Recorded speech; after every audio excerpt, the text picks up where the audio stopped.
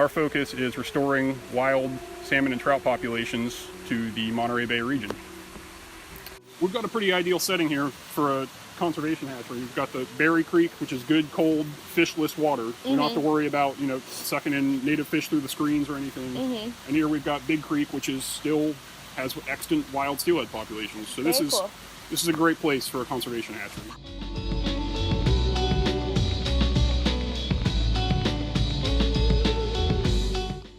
There has been a loss of large swaths of habitat. Lots of the watershed has been developed. Santa Cruz is a big place, and San Lorenzo flows right through downtown.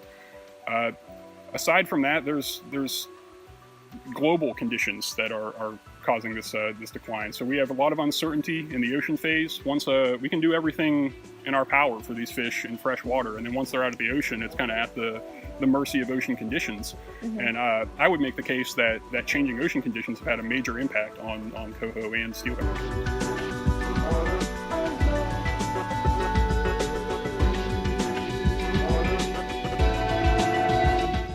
So most of our planting work is in the San Lorenzo River. That's where the majority of our fish go. That's where we trap the most fish. That's where we release the most fish.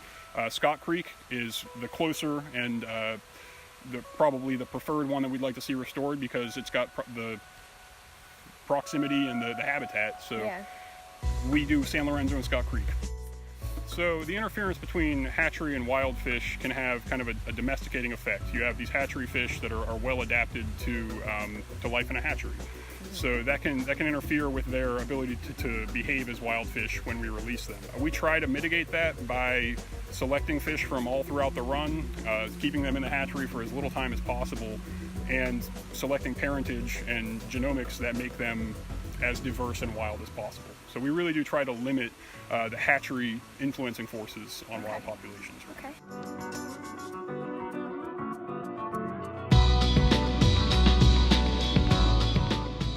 I'm Mark Galloway. I'm the facility manager here at Monterey Bay Salmon and Trout Projects. As we enter into winter, we gear up for increased activity both on the fish culture side of it and also the weather side of it. Things get more active because of the weather, but particularly because of the fish. We enter the spawn-taking season, early life rearing season, and then releases. And that all happens within a space from January through May. So we're exceptionally busy.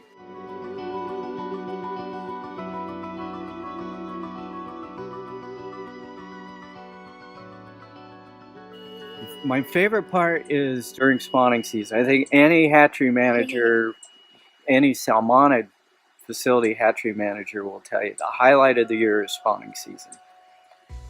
Because it's not only a chance to get in and handle the big fish, but it also gives us feedback as to, hey, is this thing really working? Well, yeah, it is, because we're getting adults back. And we start the process. The cycle continues. So that has always been like the zenith of the hatchery year for us. I think that we're going to have a good steelhead year. I think we got a lot of. I think that'll translate into next year's out migrant class.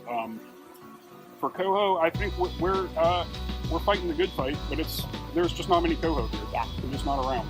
Okay. And I'm not saying that it's impossible for that to happen, but it's going to take stuff like hatchery production. It's going to take things, being proactive about fisheries. Absolutely. That a lot of people, they think the money's better spent elsewhere, but I think Mark's done a great job of proving that this can be done. This can be a successful production hatchery that mimics wild populations as close as possible.